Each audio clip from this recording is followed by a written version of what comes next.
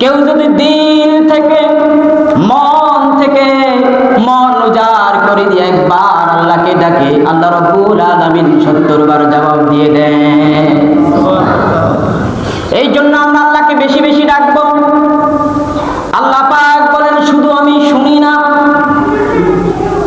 জগতের মধ্যে যে যেখানে আমাকে ডাকুক না কেন, আমি আল্লাহ রাব্বুল আলামিন সেটা শুনি।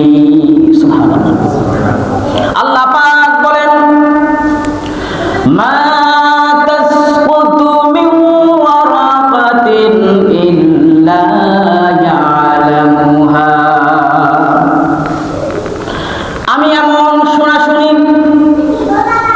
আল্লাহ পাক গোটা সৃষ্টি জগতের মধ্যে অসংখ্য অগণিত বৃক্ষ তরুলতা সৃজন করেছেন।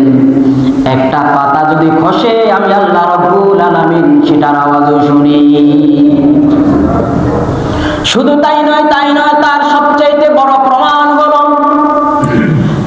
আল্লাহ পাকের জলিল কদর একজন নবী ছিলেন, হযরতে ইউনূস আলাইহিস সালাতু ওয়াস সালাম, যাকে মাছ গ্রাস করেছে, ভক্ষণ করেছিল।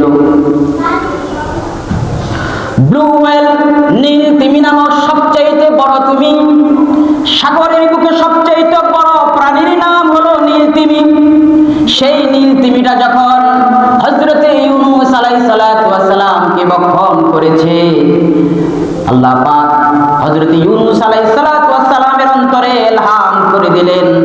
আর ইউনূস আলাইহিস সালাতু ওয়াস সালাম বলতে লাগলেন, লা ইলাহা ইল্লা আনতা সুবহানাকা ইন্নী কুনতু মিনাজ জালিমিন।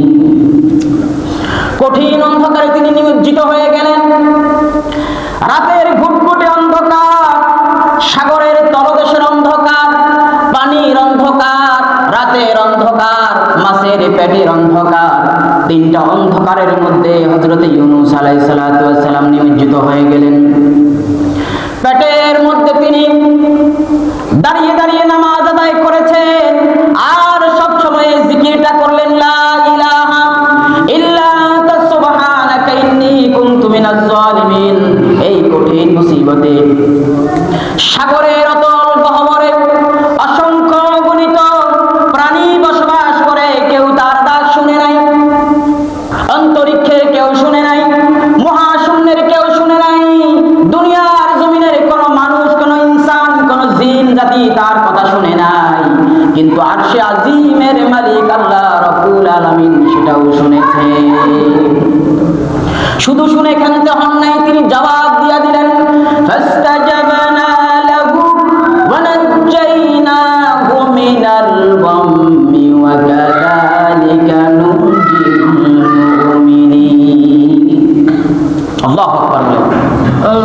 এইভাবে পৃথিবীর জমিনে কোন মানুষ যদি বিপদে পড়ে যায়, মুসিবতে পড়ে যায়, কোন বড় ধরনের রোগগ্রস্ত হয়ে যায়, আর দিল থেকে যখন আল্লাহকে ডাকেন, আল্লাহ রাব্বুল আলামিন তার ডাকে সাড়া দিয়ে দেন। আল্লাহ পাক বলেন, উদউনি আস্তাজিব লাকুম। বান্দা আমাকে ডাকো, আমি আল্লাহ রাব্বুল আলামিন তোমার ডাকে সাড়া দিয়ে দেব। সুবহানাল্লাহ।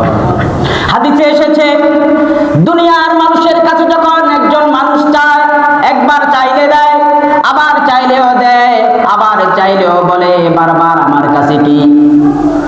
মুখের সামনে দরজা বন্ধ করে দেবে। আমি কি টাকার মেশিন বসাইছি নাকি? বারবার তোকে টাকা দেব। আমার বাল বাচ্চা আছে, পরিবার পরিজন আছে, তাদেরকে দেখভাল কি করবে? কিন্তু দুনিয়ার জমিনের মানুষগুলা যখন তার মানুষের সামনে, তার ভাইয়ের সামনে, আত্মীয় স্বজনের সামনে যখন দরজাটা বন্ধ করে দেন, আল্লাহ রাব্বুল আলামিন বলেন 24 আওয়ার্স নয়, শুধু সৃষ্টির থেকে শুরু থেকে কিয়ামত পর্যন্ত তার উপরে যত সময় আছে, যত সময় অতিবাহিত হবে, আমি আল্লাহ রাব্বুল আলামিন রহমতের দরজা চির উন্মুক্ত থাকবে। আমার দরজা কোনোদিন বন্ধ হবে না। সুবহানাল্লাহ। এই জন্য আল্লাহ পাক বলেন, আমাকে বেশি বেশি ডাকো, আমার কাছে বেশি বেশি চাও, আমি আল্লাহ রাব্বুল আলামিন তোমাকে দেব। যখন বারবার চায় বিরক্ত হয়ে যায়। আল্লাহ হাবিব বলেন মাল্লাম ইয়াসআলিল্লাহ ইয়াগদাবা আলাই, যে আল্লাহর কাছে কোনো কিছু চায় না আল্লাহ রাব্বুল আলামিন তার উপর রাগান্বিত হয়ে যায়। আল্লাহ বলে কি, আমার কাছে যদি না চাই, আমার কাছে যদি তোমরা না চাও, আমার কাছে খারাপ লাগে, আমি রাগ করি। তোমরা আমার কাছে চাও, বেশি বেশি চাও। হাদিসে এসেছে রাসূল পাক সাল্লাল্লাহু আলাইহি ওয়াসাল্লাম বলেছেন, কারণ পায়ের যদি জুতার ফিতা ছিঁড়ে যায়, ঘরের মধ্যে যদি লবণ শেষ হয়ে যায়, দুনিয়ার মানুষের কাছে যাওয়ার আগে একজনের কাছে চাইবা, তিনি কে? পরানের জুতা ছিঁড়ে গেছে, জুতা ছিঁড়ে যাওয়ার পরে মুসির কাছে যাওয়ার আগে আল্লাহর কাছে চাইবা। দুনিয়ার যত শেকায়েত আছে, দুনিয়ার যত চাহিদা আছে, সব চাহিদা মন খুলে একজনের কাছে চাইবেন, তিনি কে? সব কিছু আল্লাহর কাছে চাইবেন। এই জন্য যত বেশি চাইবেন, দিল খুলে মন উজাড় করে দিয়ে আল্লাহর কাছে চাইবেন। রাজি আছেন তো ইনশাআল্লাহ?